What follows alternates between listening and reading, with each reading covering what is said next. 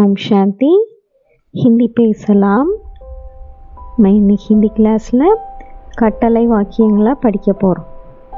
நம்ம ஒருத்தங்களை ஆர்டர் பண்ணுறோம், இந்த வேலை செய்யுங்க அந்த வேலை செய்யுங்க அப்படின்னு சொல்கிறோம். அவங்கள அந்த காரியம் செய்ய வைக்கிறது பேர் தான் கட்டளை வாக்கியம். மற்றபடி நம்ம ஆர்டர் ரொம்ப கண்டிப்பாக செய்யுங்கன்னு சொல்கிற மாதிரி கிடையாது. ஜென்ரலாக நம்ம ஒருத்தங்கிட்ட சொல்கிறோம், அவங்க செய்வாங்க இல்லையா, அது போன்றது தான் ஹிந்தியில் என்ன சொல்கிறாங்க, விதி. விதினா இங்கிலீஷில் இம்பரேட்டிவ் சென்டென்சஸ் அப்படின்னு சொல்கிறோம். இதில் சில வார்த்தைகள், சில வெர்புகளுக்கு மட்டும் விதி விலக்கு இருக்கு. அந்த வினை சொற்களை நம்ம பார்த்துடலாம். அந்த வினை சொற்கள் எதெல்லாம் வாங்க பார்ப்போம். கர் வந்து கரோன்னு மாறுது, பி பியோன்னு மாறுது, டே டோன்னு மாறுது, லே லோன்னு மாறுது. இது எல்லாமே ஓ சவுண்ட் சொல்றப்ப, நீ நம்ம சொல்லி பேசுறப்போ இது போல மாறுது. இது கூட நம்ம இப்போ ஈஏன்னு மரியாதையா சொல்றப்போ ஓ சவுண்ட் சேர்க்கக்கூடாது, ஈஏ சவுண்ட் சேர்க்கணும் இல்லையா. ஓ சவுண்டுக்கு பதில் இதுக்கு மட்டும் ஜிஏன்னு சேர்க்கணும். வேற எல்லா வார்த்தைக்கும் ஈஏ சேர்ப்போம். இந்த 4 வார்த்தைக்கு மட்டும் ஜிஏன்னு மாற்றணும். அதே மாதிரி முன்னாடி எழுத்தும் ஃபுல்லாகவே மாறிடும். கருங்கிற வெர்பு கீஜியே, கீ நெடிலாகி ஜிஏன்னு மாறிடும், கீஜியேன்னு சொல்லணும். தேங்கிற வெர்பு டிஜிஏ.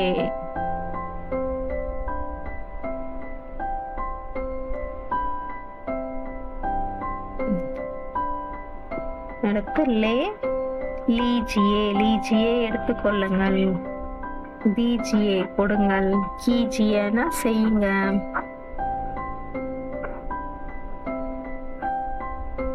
பிஜிஏனா குடிங்க. இதுக்கு பி நெடில் தான், பிஜிஏ பிஜிஏ குடியுங்கள். இந்த 4 மட்டும் எக்ஸப்ஷன். இதுல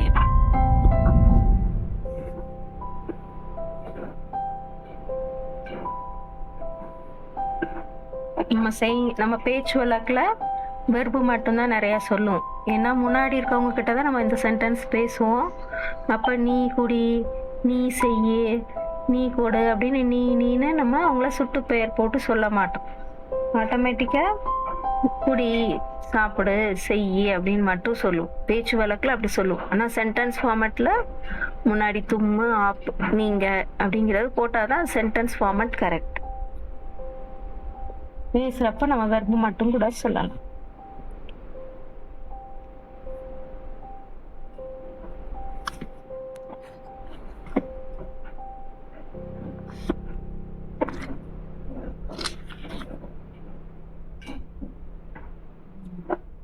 நம்ம வேர்ட்ஸ் கொஞ்சம் படிச்சு விட்டோம் இல்லையா, அதையும் சேர்த்து நம்ம சொல்லுவோம். இன்று வாங்க, இன்று வாங்க அப்படின்னு சொல்றதுக்கு ஹிந்தியில என்ன சொல்லணும், ஆஜ் ஆயே.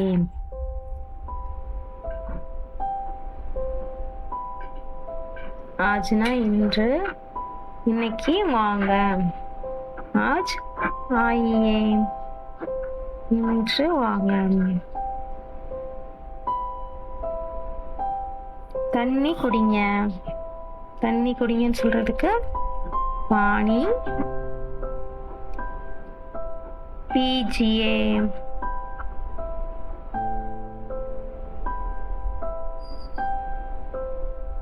தண்ணி குடிங்க.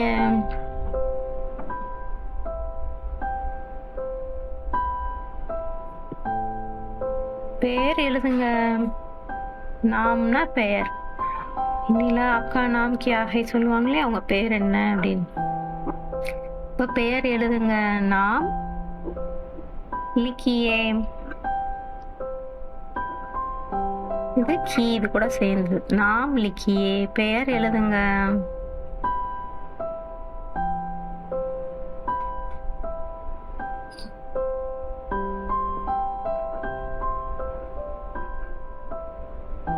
பெயர் எழுதாதீங்க, மத்து வச்சு எழுதுறப்ப நாம் मत लिखिए। பெயர் எழுதாதீங்க அப்படின்னு சொல்றதுக்கு நாம் மத் லிக்கியே. பெயர் எழுதாதீங்க. பெயர் எழுதாதீங்கன்னா நாம் மத் லிக்கியே.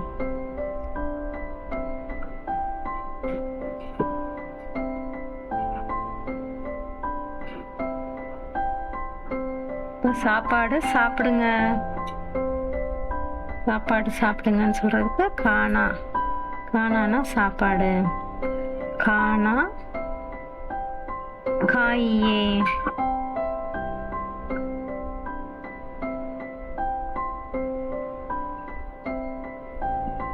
வெறுப்பு தான். கானா அப்படின்னு நம்ம ஒரு வெறுப்பு பார்த்தோம்ல, சாப்பிடுதல் அப்படின்ற வெறுப்பு. அது இங்க நவுன், பெயர் சொல்லா வந்திருக்கு. பெயர் சொல்லா வர்றப்ப அது ஆண் வார்த்தையா மாறிடும். எல்லா நவுன்ஸுமே நான் வச்சு சொல்றாங்க அப்படின்னா அது நம்ம பெயர் சொல்லா அப்படியே யூஸ் பண்ணிக்கலாம். கானா, ஆனா, ஜானா, பீனா அது எல்லாமே பெயர் சொல்லா நம்ம யூஸ் பண்ணலாம். இங்க பெயர் சொல்லா வந்துடும். சாப்பிடுதல்.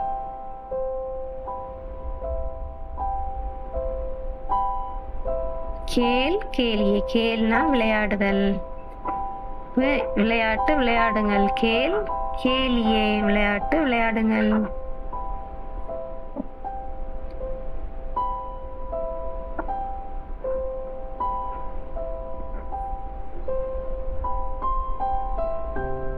நம்ம முரளி கேளுங்க அப்படின்னு சொல்லலாம். கேளுங்கிறதுக்கு சுன்னுன்ற வருது. முரளி கேளுங்க. முரளி சுனியே. முரளி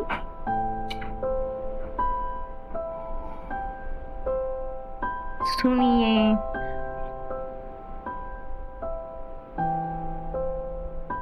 முரளி கேளுங்க.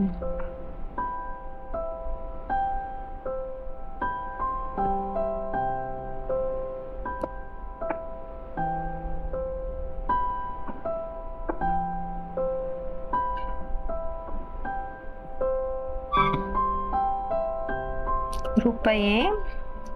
रुपयेना रुआ. रुपये. गिनिये. गिनियेना எண்ணுங்க. ரூபாவா எண்ணுங்க.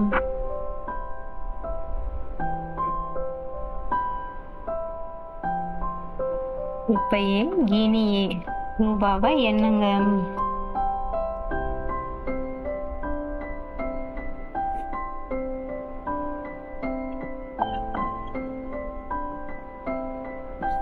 रुपये गिनियेना ரூபாவா எண்ணுங்க.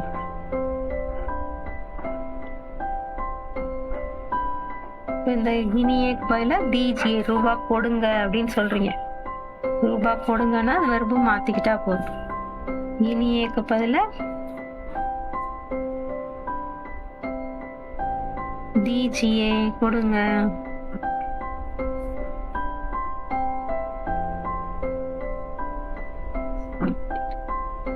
தீஜியே ரூபா கொடுங்க.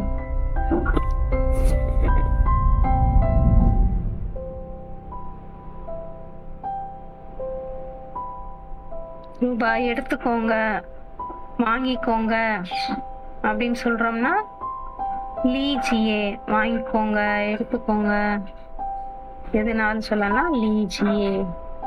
ரூபாயே लीजिए, எடுத்துக்கோங்க. रुपये लीजिए. ओम शांति। आप सबको मिलके बहुत खुशी हुई। शुक्रिया।